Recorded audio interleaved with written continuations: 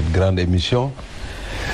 C'est avec beaucoup de plaisir que j'accepte l'invitation que vous m'avez faite pour qu'on puisse discuter des différents sujets qui intéressent les Sénégalais. Alors, entre-temps, il faut comprendre que Matar Ba est ministre, j'insiste, virgule, ministre, virgule, chef de cabinet du président de la République. Ça veut dire ce que ça veut dire, rien à voir avec ministre tiret.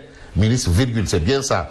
Et il faut comprendre qu'entre-temps, M. Matar Ba, national ou continental, est devenu international. Alors, vous êtes aujourd'hui à la tête d'une grande organisation de lutte contre le dopage. Comment ça se passe? Je dois d'abord rendre grâce à Dieu et remercier le président Macky Sall qui a porté ma candidature, parce qu'il faut le rappeler, pour être membre de ce bureau ou participer aux travaux de cette grande institution, il faut d'abord être envoyé par son pays. Et depuis 2017 ou 2018, le président Macky Sall m'avait envoyé en tant que ministre des Sports au niveau de l'UNESCO, cette branche extrêmement importante de lutte contre le dopage. Et j'ai été vice-président représentant le continent africain à la COP7 et à la COP8.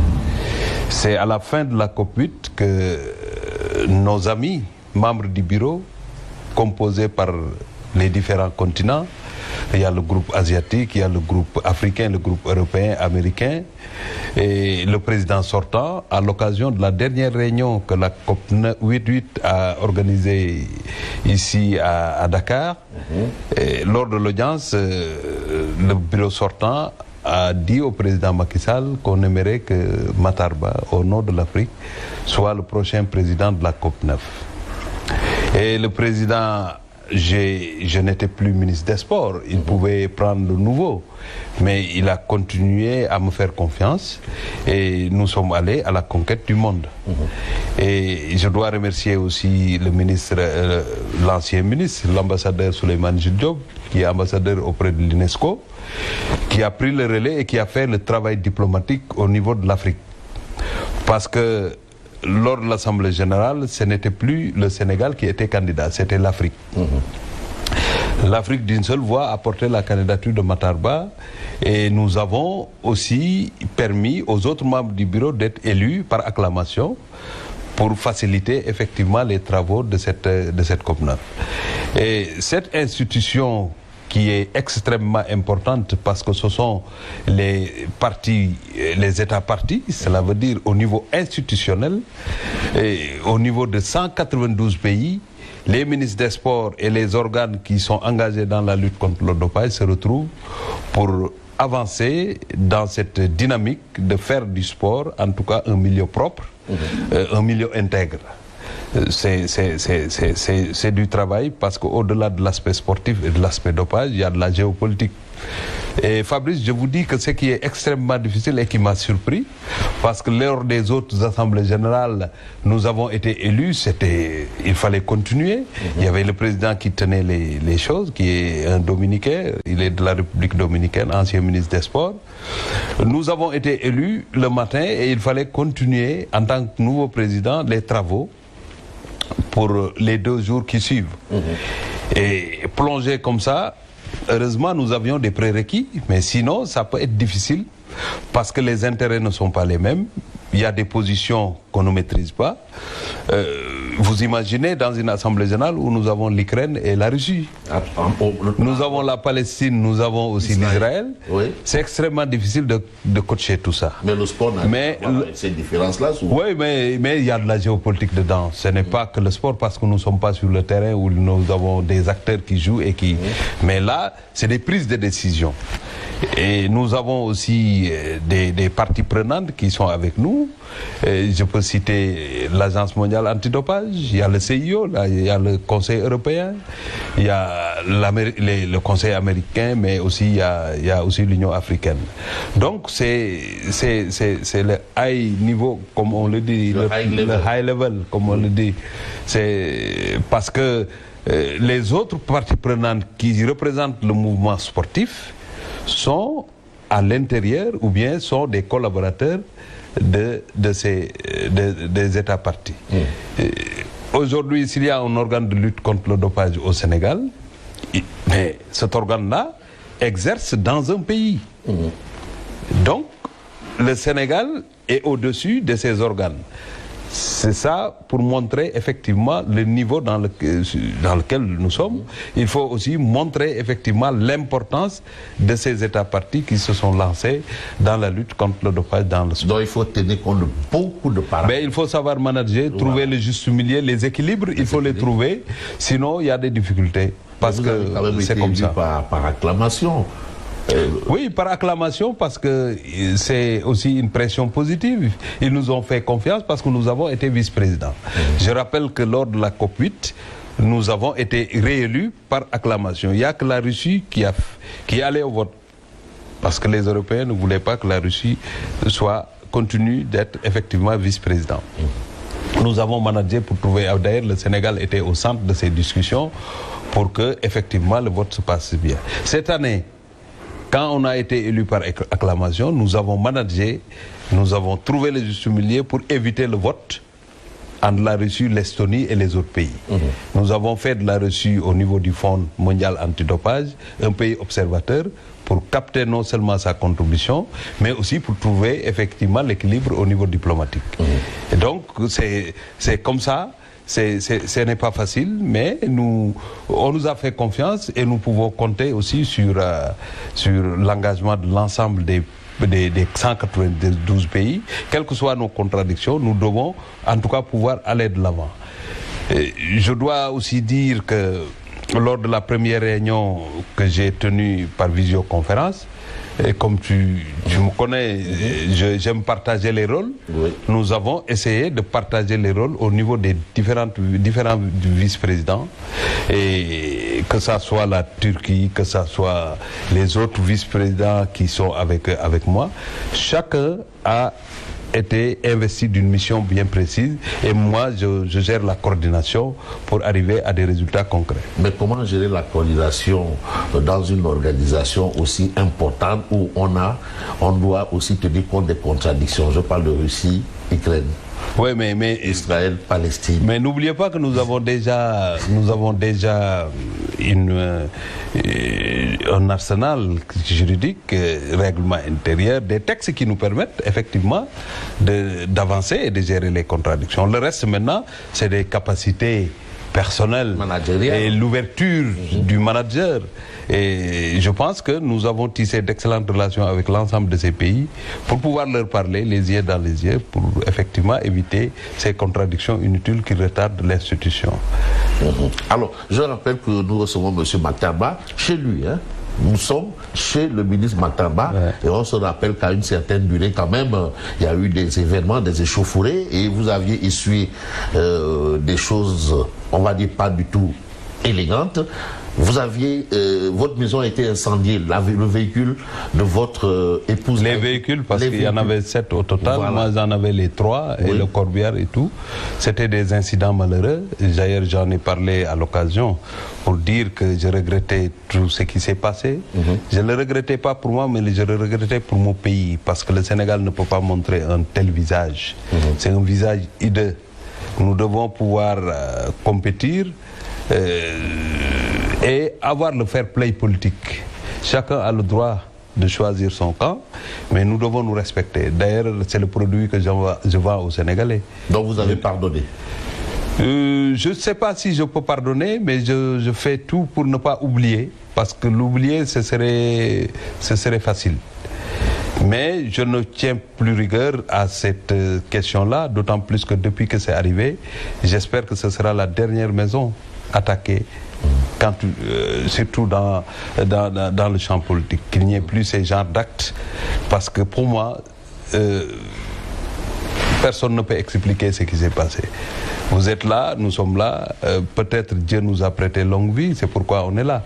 Il y avait tellement de violence, il y avait tellement d'actes répréhensifs, il y avait tellement de haine qui fait qu'effectivement le pire pouvait arriver. Mais comme on dit, on rend grâce à Dieu. Nous avons dépasser effectivement cette période-là.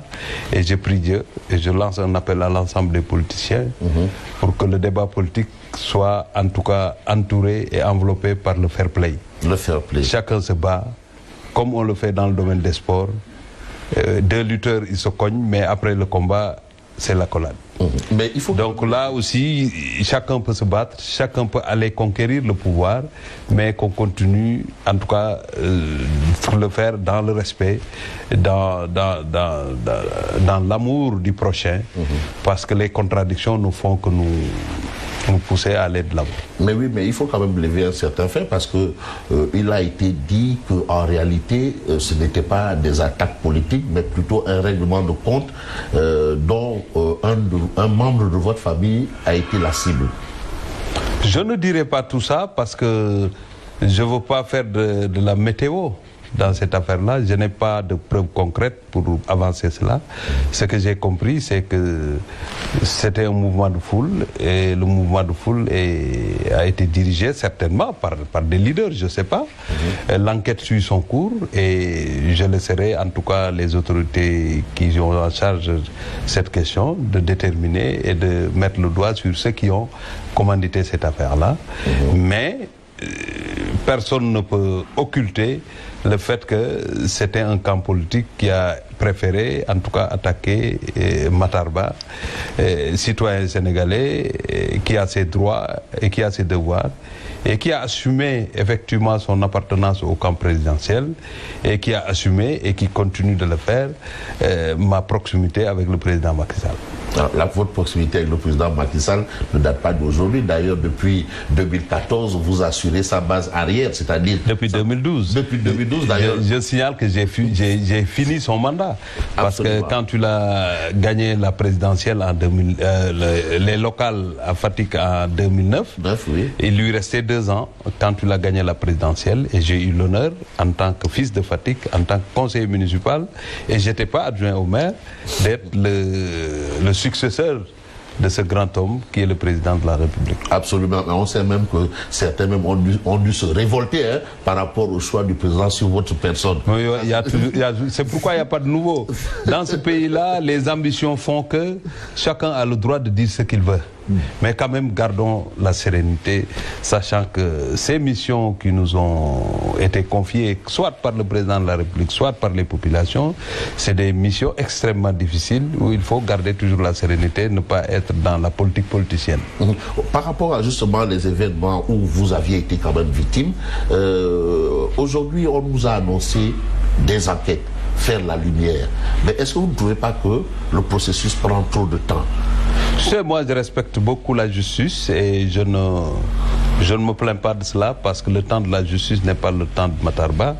Ce qui est sûr, c'est que les acteurs qui étaient là, qui ont fait face à ce groupe de personnes, qui étaient plus de 200 éléments, nous avons été entendus. Et l'enquête suit son cours, et nous faisons confiance. C'est normal quand on subit un dommage comme ça. Et il faut être entendu parce que la justice a besoin des éléments pour pouvoir apprécier la situation et situer les responsabilités. Mais est-ce que vous vous sentez en sécurité? Je me sens en sécurité. Vous savez, pour moi, je me sens en sécurité parce que je ne peux pas être dans mon pays et avoir ce sentiment que je ne suis pas en sécurité. Vu les efforts que l'État est en train de faire, vu aussi le comportement que j'ai et ma nature. Parce que je suis un homme très social, comme on le dit. Je suis un homme qui fréquente les Sénégalais, qui est free, comme on le dit en anglais. Je n'ai pas le droit de dire que je ne suis pas en sécurité. Il y a eu une parenthèse, c'est pourquoi j'en ai parlé tout à l'heure. J'ai dit ce qui s'est passé, c'est une parenthèse. Et j'espère que cette parenthèse est fermée. Parce qu'aujourd'hui, quand on attaque quelqu'un, il a la possibilité de répondre. Il a la possibilité de répondre. Donc, ça ne sert à rien d'attaquer. Ce qu'il y a, c'est d'aller faire la politique. Et voilà. Maintenant, la violence, c'est un phénomène au Sénégal. C'est un phénomène, c'est pourquoi l'État est en train de juguler ça. Il faut que toutes les populations accompagne les pouvoirs publics pour que cette question-là soit réglée. Est-ce que vous avez essayé de comprendre cette violence-là? Elle est liée à quoi? Mais je pense que la responsabilité, ce ne sont pas les jeunes qui ont commis l'acte seulement. La responsabilité, c'est le discours violent des hommes politiques. De tous bords confondus. De tous bords. Parce que il faut qu'on sache avoir des limites. C'est ça la vérité. Parce que quand on est écouté, quand on est porteur de voix, quand on est quelqu'un qui a la possibilité de parler et d'être écouté et entendu, il faut savoir mesurer le discours, il faut choisir les mots. Parce que ces jeunes-là, s'ils croient en une personne, ils prennent comme argent, comme on le dit, je ne sais plus. Et de toute façon, c'est des jeunes qui pensent que, effectivement, ce que le politicien dit, ça peut être exécuté tout à l'heure, tout de suite et maintenant, comme il l'a dit. Donc c'est extrêmement sérieux ce que je suis en train de dire. L'ensemble des personnalités politiques de ce pays doivent effectivement se rendre compte qu'ils n'ont plus le droit de dire ce qu'ils veulent, ils n'ont plus le droit de faire ce qu'ils veulent. Les jeunes Sénégalais ont besoin d'une bonne éducation. Ils doivent savoir que le pays ne peut pas être construit dans la violence. Ils doivent savoir que dans la manipulation, rien de concret ne peut se faire. Il faut la paix, il faut la sérénité, il faut l'amour du prochain, comme notre devise, comme ce que Senghor avait dit, parce qu'il faut savoir vivre ensemble et travailler ensemble pour relever les défis. Mais ce qui s'est passé ces dernières années, c'est des discours très violents, c'est des mots inappropriés, c'est des mots qui ont de lourdes conséquences, mais ceux qui le disent ne mesurent pas ces conséquences-là. C'est après qu'ils se rendent compte effectivement que ce n'est pas comme ça qu'on devrait agir. Et Fabrice, celui qui accède au pouvoir par la violence quittera ce pouvoir par une extrême violence. Ça, c'est quelque chose que nous devons comprendre, nous, politiciens. Mais vous n'avez pas l'impression que c'est ce que certains qualifient peut-être de restriction de liberté, de recul démocratique, mais vous savez par rapport à une situation de crise au plan social. Vous savez, Fabrice, vous avez fait le tour de l'Afrique et du monde. Le Sénégal, on peut tout reprocher à l'État du Sénégal, sauf ne pas être un État démocratique. Le Sénégal est un... On nous dit qu'il y a 1000 personnes qui sont en prison, rien que pour des positions politiques. Mais vous savez, vous m'avez posé une question extrêmement importante. Ceux qui ont attaqué ma maison, si on les prend, c'est des prisonniers politiques ou bien c'est pas des prisonniers politiques? Il n'y a pas de prisonniers politiques. Sénégal, non? Mais quand on... Un simple post Facebook, Bassirou Diomaye Faye, et vous vous retrouvez... Mais vous savez, vous savez, moi je ne parle pas de ces leaders. On parle de 1000 personnes. Il n'y a pas de 1000 leaders dans ce pays-là. Quand on parle de 1000 prisonniers politiques, c'est parce que peut-être les gens pensent que tous ceux qui ont commis des actes condamnables, des actes comme ce qui s'est passé chez moi, si on les met en prison, aucun politicien n'a le droit de défendre la cause d'hommes politiques en prison. Parce que ces jeunes-là, ou bien ces hommes qui ont commis ces actes-là, méritent la prison. Parce que non seulement ils ont détruit les biens détruits, mais ils pouvaient attenter à la vie de ma famille et des membres de ma famille. Et ça, c'est extrêmement important. Moi, je suis un homme de sérénité. J'ai gardé la sérénité, j'ai fait passer l'éponge, et je n'en parle même pas. Mais ce que je conclus et ce que j'ai eu comme lecture, après cette attaque-là, les choses se sont tassées et j'espère, et je prie Dieu pour qu'au Sénégal, qu'on ne connaisse plus ces genres d'actes, ces genres de violences, parce que ça ne fait que retarder le développement économique et social de ce pays. Mais vous faites partie de ceux qui considèrent que les coupables de ça, ou bien les auteurs de ça, doivent être condamnés, punis, sévis? Mais oui, ils doivent être punis parce que il n'y a pas de... C'est comme le sport, comme j'aime prendre en exemple ce domaine qui est extrêmement fair play. J'ai dit, dans le domaine politique, il n'y a pas de violence. On peut compétir. Celui qui va gagner, gagnera. Mais on ne peut pas s'adonner à cette violence gratuite. Ça, c'est pas normal. Je ne suis pas d'accord avec ça. Et je ne sais pas, maintenant, je fais confiance à la justice, je fais confiance à l'État du Sénégal. Et la suite, on verra. Mais que pense Monsieur le ministre Matar Ba par rapport à un peu cette pratique qu'on a quand même assez notée, hein? C'est-à-dire face à peut-être un potentiel adversaire, on trouve des subterfuges. Ça, c'est un peu le point de vue des uns et des autres, des subterfuges pour essayer de le recaler au plan de la justice. On l'a vu avec Monsieur Karim Wade, on l'a vu avec Monsieur Khalifa Sall et on le voit avec Monsieur Ousmane Sonko. En tout cas, moi, ce n'est pas une injustice aussi. J'aime pas trop parler de ces choses-là parce que je vous l'ai indiqué tout à l'heure, je suis un homme qui croit à la justice. Je suis un homme qui croit aux lois et aux règlements de ce pays. Vous savez, quand on est véritablement sportif, quelles que soient les failles, quelles que soient les incohérences et les détails, on ne peut pas mettre de côté ces textes-là parce que ce sont ces textes qui nous permettent de vivre ensemble. On a parlé tout à l'heure de l'attaque, qu'est-ce que l'État est en train de faire. Vous êtes venu jusque-là parce que vous avez respecté le code de la route. Si vous aviez pris votre gauche, vous ne serez jamais ici. Même si vous n'êtes pas d'accord avec quelques points du code de la route. C'est comme ça qu'il faut comprendre les choses. Il n'y a pas de perfection dans ce monde. On peut toujours dire quelque chose. Mais il faut respecter les lois et règlements pour vivre en paix. Le Sénégal maintenant, que ça soit, surtout les politiciens, c'est eux qui attaquent les institutions. Et ils ne mesurent pas ce qu'ils sont en train de faire. Parce que celui qui sera ici, quand on est au pouvoir, on a besoin de ces textes-là pour gérer le pays. Donc on ne peut pas jeter du discrédit sur tous nos textes et toutes nos lois et vouloir avoir un pays de paix. C'est pas possible. Il faut savoir raison garder. Ce qui s'est passé, vous m'avez parlé de Karim, de Khalifa, de Ousmane Sonko. Mais ça, selon des explications des uns et des autres, vous savez, d'un ping-pong judiciaire. Quand vous écoutez, ping-pong judiciaire. Quand vous écoutez les Sénégalais, les avis sont partagés. Chacun défend ce qu'il pense être normal et vrai. Moi, je suis de ceux qui font, en tout cas ceux qui croient réellement et qui font confiance à notre justice. Heureusement que la justice aujourd'hui est en train de gagner une bataille parce que la justice était attaquée. Tout le monde disait qu'il n'y a pas de justice au Sénégal. Aujourd'hui, ceux qui disaient qu'il n'y a pas de justice disent que la justice est en train d'appliquer effectivement, véritablement, il y a la loi qui est appliquée.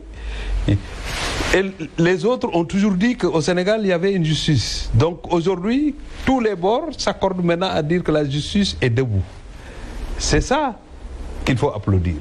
Donc, on ne peut pas maintenant dire aujourd'hui que la justice est une bonne justice et demain dire que parce qu'on n'est pas satisfait pour dire que la justice n'est pas effectivement dans son rôle. Il faut savoir que les juges, les magistrats, tous ceux qui sont dans la famille de la justice, c'est des Sénégalais qui ont de la dignité, qui ont de l'engagement, qui sont véritablement des patriotes. Il faut leur faire confiance et accepter, faire comme un match de football, savoir qu'il y a possibilité de perdre et savoir aussi qu'il y a possibilité de gagner. Dans les deux cas, il faut l'accepter et avancer. S'il y a des choses maintenant à régler, c'est ensemble que ces lois et règlements peuvent être, en tout cas, qu'il y ait des réformes qui engageront effectivement l'ensemble du pays pour un mieux-être des Sénégalais. Et dans ce mieux-être-là, la justice joue un rôle capital. Mais oui, la justice joue un rôle capital, c'est vrai. Mais quand on gagne la bataille au niveau des instances et qu'au niveau de la Cour suprême, ça coince, est-ce que ça ne prête pas à confusion? Mais n'anticipons pas pour dire que ça coince à la Cour suprême. Ça a coincé une première. Mais la Cour suprême fait partie de la famille judiciaire. On ne peut pas accepter une position à une institution de Dakar ou de Tamba et ne pas accepter une position au niveau de la Cour suprême. Faisons confiance aux magistrats, aux personnalités qui sont au niveau de la Cour suprême, qui sûrement ne feront que lire le droit. Donc je ne suis pas de ceux qui pensent négativement. Voilà. Aujourd'hui, nous sommes tous des Sénégalais, quelles que soient les péripéties, quelles que soient nos contradictions, on a au moins un dénominateur commun qui est le Sénégal. Le Sénégal est beaucoup plus important que nous tous. Nous devons, chacun doit se battre pour ses droits, mais nos devoirs devront nous permettre d'être ensemble, d'avoir des points de convergence, surtout autour des institutions qui tiennent la République. On ne peut pas les torpiller et les dénigrer tous les jours et penser avoir un pays stable, un pays de paix. Et ça, c'est les politiciens. Mais justement, ces pratiques-là. Moi, quand je parle de ça, je parle des politiciens parce que le citoyen lambda, en général, il y a combien de procès, il y a combien de jugements qui sont rendus. Il n'y a que le jugement qui concerne les politiciens qu'on entend à travers les radios, à travers les télés et partout. Mais tous les jours, au tribunal, il y a des jugements qui sont rendus. Et on n'entend pas parler. Des fois, il y en a qui ont été innocentés d'ailleurs et qui ont fait quelques années à la prison. Vous n'entendez pas parler de ça. Est-ce que nous, les politiciens, nous sommes beaucoup plus sénégalais que ces gens-là? C'est parce qu'on parle trop. En réalité, c'est cela. On devrait parler beaucoup, mais parler dans le sens de construire notre pays. Mais on parle trop. On parle beaucoup trop. Mesdames et messieurs, une pause et nous revenons dans une poignée de secondes.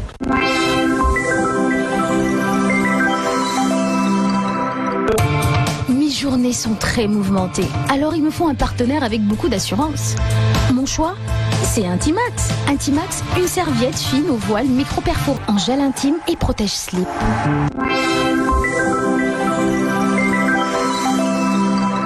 Vous suivez toujours toute la vérité et je rappelle que nous recevons monsieur le ministre Matar Ba, ministre, chef du cabinet du président de la République, maire de Fatick. Alors, nous avons suivi Matar Ba lors de la visite du président Macky Sall à Fatick. Ce discours, qu'est-ce qui vous a inspiré?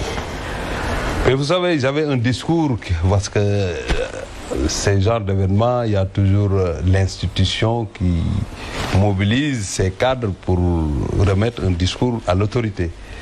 Je parlais en tant que maire de Fatick. Donc mes services m'avaient remis un discours. Mais quand j'ai franchi et que je suis rentré dans la salle, j'ai gardé le discours. C'est l'occasion d'ailleurs de présenter mes excuses à tous ces gens-là qui ont fait beaucoup d'efforts pour me remettre un discours. Mais j'ai fait parler le cœur. Mais est-ce que vous n'avez pas un peu minimisé un peu le travail qui a été fait? Non, du tout. C'est pourquoi je présente mes excuses. Il m'arrive souvent de le faire. Quand j'étais ministre des Sports aussi, je le faisais. Parce que des fois, je fais parler le cœur au lieu de lire effectivement le discours qui a été fait, qui est trop administratif.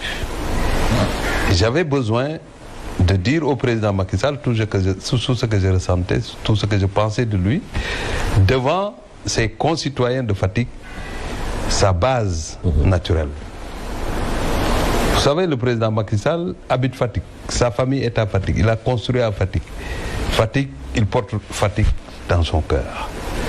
Et c'était l'occasion, puisque c'est presque à la fin de son mandat, à la présence du gouvernement, je puisse dire au président tout ce qu'il a fait pour nous, mais dire mon ressenti pour que tout le monde le comprenne.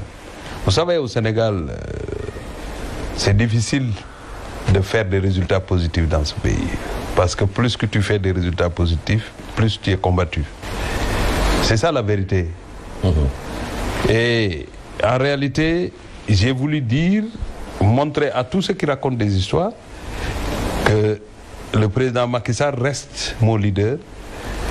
Le président Macky Sall est celui qui nous a formatés, c'est lui qui nous a tout appris en politique. Mais vous savez, la politique aussi, c'est la vie. On a essayé de voir comment Macky Sall, le président Macky Sall, notre frère, notre leader, comment il fonctionnait. Et c'était quelqu'un de bavard, et c'était quelqu'un de méchant. Et les vertus qu'il a. Moi, j'ai essayé de tout comprendre. C'est pourquoi des fois, quand on me parle, comment vous avez fait pour réussir tout ça? J'ai dit que c'est parce que j'ai un coach qui s'appelle Macky Sall, qui est le président de la République. C'est quoi, votre autorité au niveau de Fatick, elle poserait problème? Non, du tout. Moi, je parlais d'autre chose parce que beaucoup ont pensé que quand j'ai quitté le ministère des Sports, j'étais frustré. fallait que je fasse comprendre à ce monde-là que je n'ai jamais été frustré. J'ai toujours eu cette sympathie, ce respect et la fierté d'avoir servi mon pays de par le président Macky Sall qui m'a fait confiance. Et je devais rendre hommage à cet homme qui m'a appris à ne pas être bavard inutilement. Un homme qui m'a appris à être généreux. Un homme qui m'a appris à garder toujours en bandoulière la loyauté et la fidélité.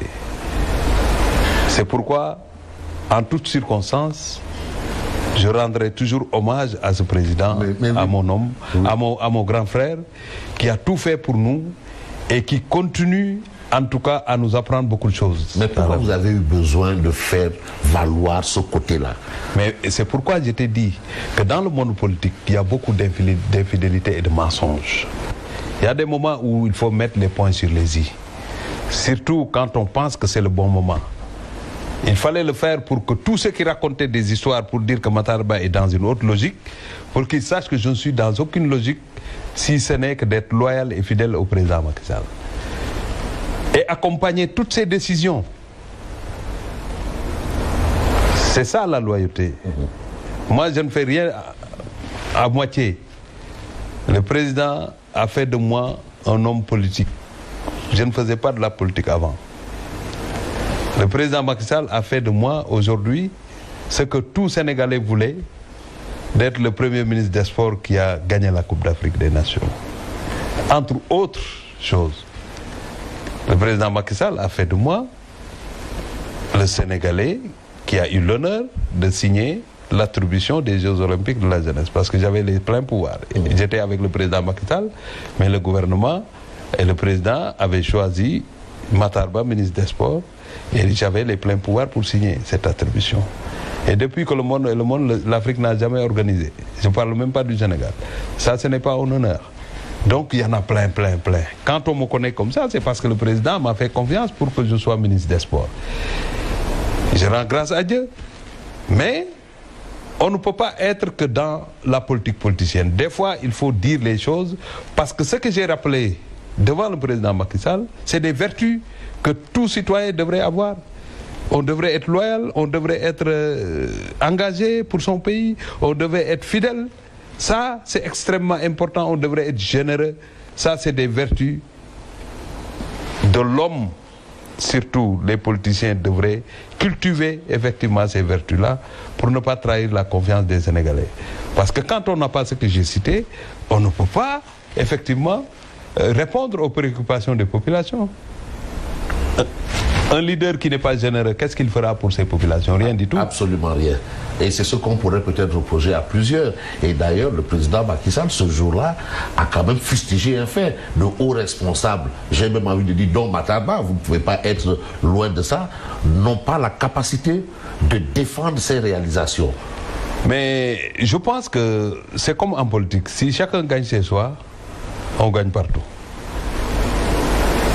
Tout ce que le président Macky Sall a réalisé, c'est des domaines qu'il a confiés à des Sénégalais. Mais à Fatick, Macky à Fatick, vous ne pouvez pas citer plus de 3 réalisations du président Macky. Ah non, ça c'est ce qu'il raconte.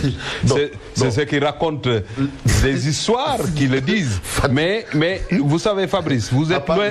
L'hôpital Barrière Faisal. Non. Non. J'y reviendrai. Mais je veux aller plus loin. Oui. Vous aviez parlé de défendre les réalisations du président Macky Sall. Moi, quand j'étais ministre des Sports, et jusqu'à maintenant, je pense que personne ne dira que le département des Sports, tout ce qui s'est fait là-bas n'est pas connu par les Sénégalais. Au moins, on peut s'accorder. Non, au niveau du sport, oui. Ah ben, ça, c'était mon... D'ailleurs, ça saute à l'œil. C'était le département qui m'a été confié. Je me suis débrouillé pour que, effectivement, avec tous les acteurs, pour que tous les Sénégalais sachent ce que le président Macky Sall a fait dans le domaine des sports. Et ça...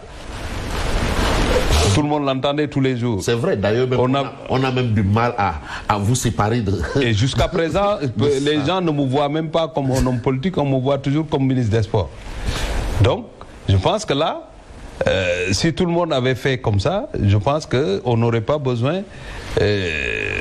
de dire effectivement le président n'aurait pas besoin d'avancer. Donc vous pensez qu'il a raison quelque part, le président? Mais quand le président le dit, c'est parce qu'il l'a senti et il a raison. C'est lui le manager. Quand il y a des manquements, et quand tu sais que ça c'est des manquements, il le dit, nous devons retrousser les manches pour corriger tout ça. Est-ce que c'est pas plutôt un problème de coaching, de casting? Non, c'est pas à son niveau. Ton émission là, la direction vous a confié cette émission, c'est à vous de vendre cette émission-là. On vous a donné un produit, il faut le vendre. C'est pourquoi vous êtes là à pareille heure. Parce que vous voulez vendre cette émission-là. Vous n'allez pas prendre n'importe qui. Vous avez vos questions. Les questions-là, c'est pas pour parler, c'est pas pour vendre l'émission, c'est pour vendre l'émission. Maintenant, pour revenir à Fatick. Pour savoir est-ce que Fatick a avancé ou pas, il faut connaître Fatick avant 2012. Oui, parce qu'avant 2012, il y avait un fameux slogan « Fatick est fatigué ». Mais maintenant, même est-ce que Fatick n'est plus fatigué? Fatick n'est plus fatigué parce qu'il y a des choses qui ont été faites. Cela ne veut pas dire qu'il n'y a pas des choses qui manquent à Fatick. Mais quand même, il faut apprécier à sa juste valeur ce qui a été fait à Fatick. Fatick était un gros village. Aujourd'hui, en tant que maire de Fatick, je vous dis qu'il n'y a plus de foncier à Fatick. Ah bon? Mais c'est plein. Vous avez tout partagé. Mais on n'a pas partagé. Non, c'est parce que tout pris. Parce que tout le monde veut habiter à Fatick, tout le monde veut construire. Les fils et les filles de Fatick sont en train de se battre pour construire. Une ville qui n'a pas d'avenir ne peut pas avoir ce visage-là. La seconde chose qui est économique, une ville qui n'a pas d'avenir ne voit pas des banques et des institutions financières s'installer. Aujourd'hui, nous avons reçu beaucoup de demandes de banques pour avoir du foncier pour construire leur siège ou bien avoir des succursales à Fatick. C'est ça le baromètre qui montre qu'effectivement Fatick est en train d'avancer.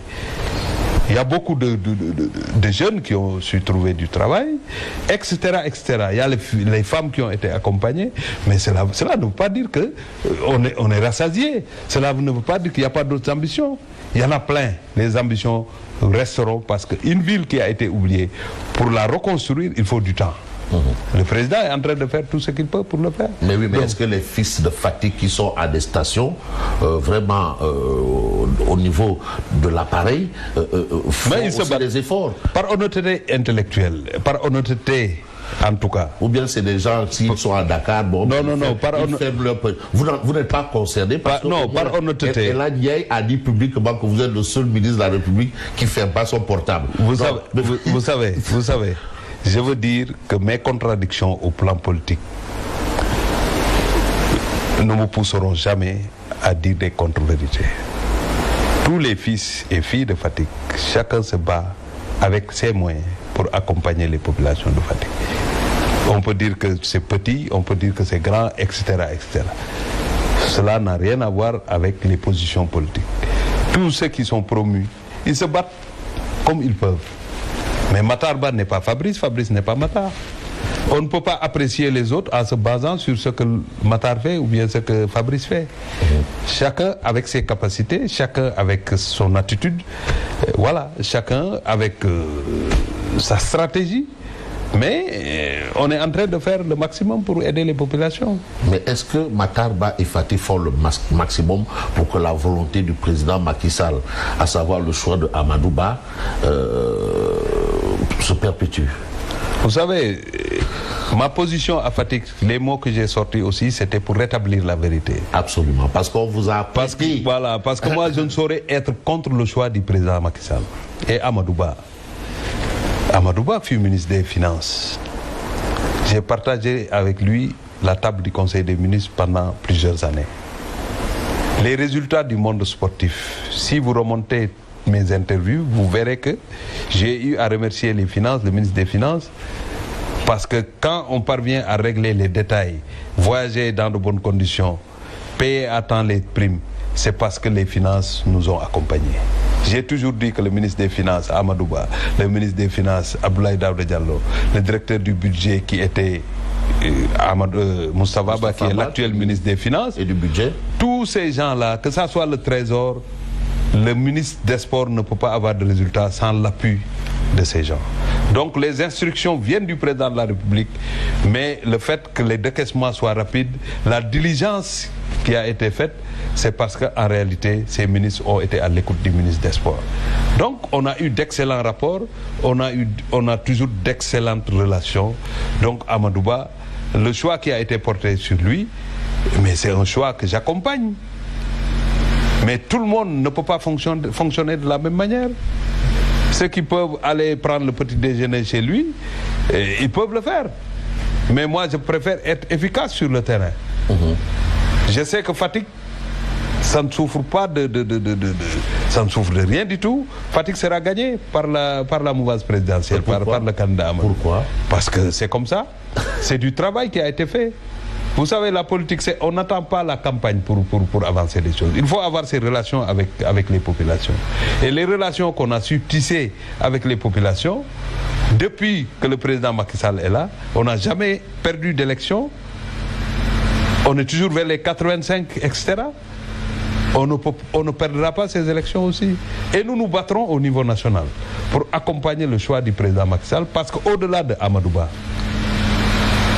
qui est un choix du président de la République, au-delà de cette personne, on doit sauver aussi l'honneur du président Macky Sall. Ah bon?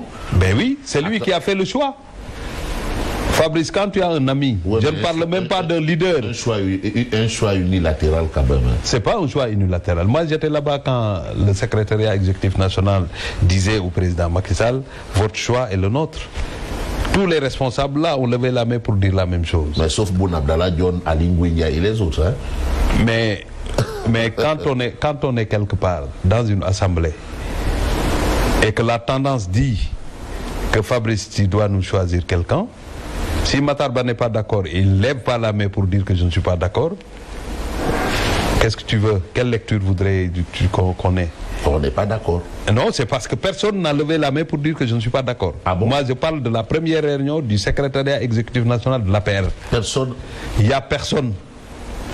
C'est Abdoul Aziz Diop que vous entendez parler là.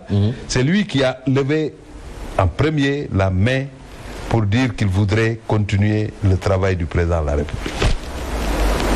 Et tout le reste était... Mais personne n'a rien dit. Et le président les a écoutés, ils ont dit, Monsieur le Président, faites-nous un choix et nous allons accompagner votre choix. Malgré tout ça, le président ne s'est pas précipité. Il a engagé des concertations, il a mis le président Moustapha Niasse dans la chose. Il y a eu un processus qui a abouti au choix de Amadou Ba. Mais tout choix, il peut y avoir des observations à faire. Mais le plus important, ce n'est pas le choix. Le combat qu'il faut mener, c'est le combat de la conservation du pouvoir. Le régime doit rester. Maintenant, les problèmes vont être réglés après s'il y en a. Parce que la politique, c'est pas autre chose que de l'intelligence. Si on ne sait pas caler ces combats, si on ne sait pas dans quel combat on doit être engagé, si on n'est pas intelligent, on ne peut pas avoir de résultats positifs. Et actuellement, dans le contexte actuel, tous ceux qui sont des sympathisants et des militants de Benno Bokk Yakaar, tous ceux qui aiment le président Macky Sall, doivent être en bloc, quelles que soient nos divergences et nos contradictions, pour fermer cette parenthèse et continuer la construction du pays. Ne pas être dans des combats inutiles, des considérations inutiles sur le candidat, sur autre chose, telle personne ne me plaît pas, etc. Mais ce sont de hauts responsables de Benno Bokk Yakaar et pas les moindres qui nous disent que le choix de Macky Sall ne convainc pas. Ces gens-là, vous pensez... Vous savez, moi je respecte toujours la position des uns et des autres, mais je dis, je convoque l'intelligence. Tout ce qu'on fait sans intelligence, on perd. Il y a des considérations, il y a des choses. Si je devais dire au président que son choix ne me plaît pas, je me battrais pour le voir, pour lui dire les yeux dans les yeux. Je n'aurais pas besoin d'aller voir Fabrice à travers une grande émission pour le dire. Parce que ça ne sert pas à grand chose. C'est un choix qui a été fait. Et le processus est lancé. Comment faire maintenant pour que le choix prospère? C'est ça le problème. Je vous pose la question, est-ce que c'est chose facile? Surtout qu'on Il n'y a aucun combat facile. Surtout qu'on a un choix qui, politiquement, aux dernières consultations, n'a pas pesé. Mais ce n'est pas le même contexte. Ce n'est pas le même contexte. Et quand on engage un combat aussi, il faut se donner les moyens de le gagner. Comment gagner un combat politique? C'est le terrain, c'est le discours, c'est le comportement. Nous avons pratiqué les Sénégalais pendant plusieurs années. Nous pouvons normalement évaluer et savoir où se trouvent nos défauts et les corriger. Nos points forts, il faut les renforcer. C'est ça le travail qu'il faut faire. Si Matarba ne peut pas parler aux Fatikois et Fabrice serait le mieux placé pour leur parler, je dois avoir l'intelligence d'être en dernière ligne et laisser Fabrice en première ligne. Parce que c'est le résultat qui compte. Mais attention, ce n'est plus Macky Sall qui est candidat. Ça aussi, ça compte. Mais bien sûr que c'est pas Macky Sall.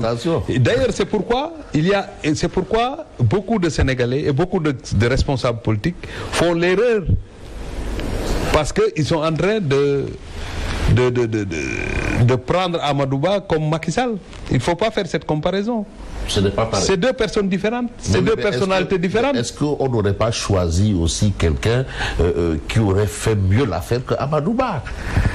Moi, je ne perdrai pas du temps pour revenir en arrière parce que vous me parlez de choses qui n'existent pas et qui ne pourront pas se faire. Oui.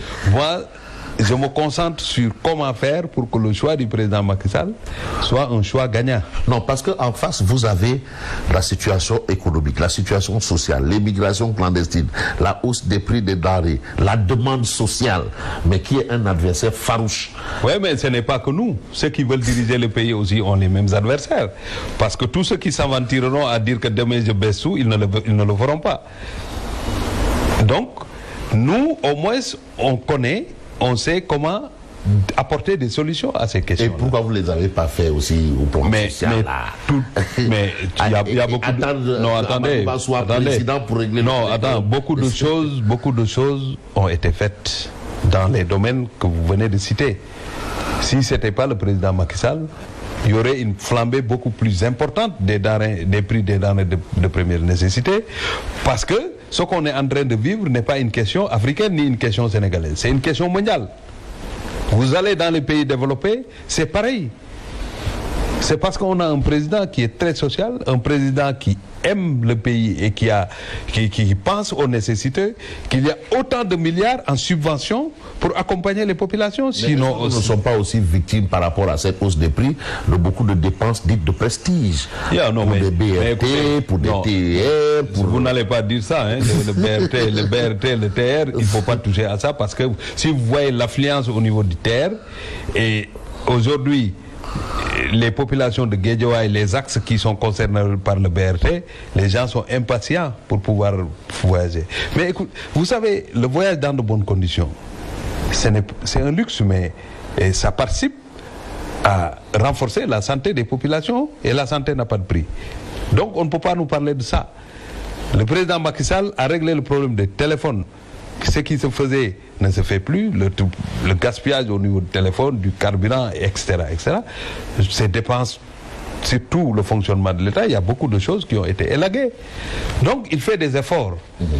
Mais tout ne peut pas être fait en 10 ans ou en 5 ans. Mais tout le monde peut reconnaître. Comme tu passes à Diamniadio, tu regardes et tu vois que ça c'est le stade Maître Abdoulaye Wade, c'est comme ça que tu te rends compte que depuis que le président Macky Sall est là, il est en train de se battre pour bloquer les prix, mais accompagner les populations. Quand il y a une crise mondiale, les difficultés que le président Macky Sall a traversées, mais si ce n'était pas un excellent président, le Sénégal serait à terre. Donc nous devons au moins rendre hommage au président Macky Sall. Il serait assez difficile pour moi de terminer cette émission sans évoquer cette question un peu des 1000 milliards de fonds Covid. Et le ministère des Sports a été un tant soit peu cité, à tort ou à raison. Vous savez, moi je pense que il faut d'abord comprendre pourquoi il y a les corps de contrôle. Les corps de contrôle, ils ne font pas le travail pour sanctionner seulement. Ils font le travail pour encadrer et former. Et dans le rapport de la Cour des comptes, ce qui a été dit, ça n'a rien à voir avec un détournement. C'est des procédures qui ont été respectées, qui n'ont pas été respectées, pour que la prochaine fois, que effectivement, plus de 100 000 ne soit plus donné en espèces, mais que ça transite par un compte. Mais il ne faut pas minimiser, monsieur. Mais je ne minimise pas. Non, attendez. Moi, je parle de texte. Oui. Je ne parle pas de commentaires après. Ce qui s'est passé après, ça, c'est au niveau de la DIC. Et je pense que ceux qui ont été appelés à la DIC, le ministère des Sports n'était même pas concerné. Parce que ce n'était pas à ce niveau. Mais c'est votre DAGE. Mais c'est un DAGE qui... Mais écoutez... Il agit... Mais non. Il agit il agit sous vos instructions quand même, le DAGE. Mais le DAGE... Qui est de fatigue d'ailleurs. Oui, c'est un jeune engagé aux côtés du président Macky Sall qui fait un excellent travail. Oui. Ce qu'il faut comprendre, c'est qu'un DAGE ne peut pas agir sans instruction de l'autorité. Voilà. Mais quand l'autorité te donne des instructions... Si vous voulez mettre en œuvre ces instructions, tu le cales et tu le fais, ça doit être conforme aux textes et aux lois et règlements. C'est comme ça que ça se fait. Donc, si le président Macky Sall me dit me demande d'exécuter un marché, il ne me demande pas d'aller directement, il me demande de respecter les textes. C'est ce que le DAGE a toujours fait. Je rappelle que le DAGE a fait toutes les compétitions possibles. C'est quelqu'un qui a eu toujours, en tout cas, à faire un travail remarquable au niveau du ministère des Sports. Les fonds Covid, le ministère des Sports, ce qu'il a reçu, était très infime par rapport aux autres ministères. Mais oui, mais là, maintenant,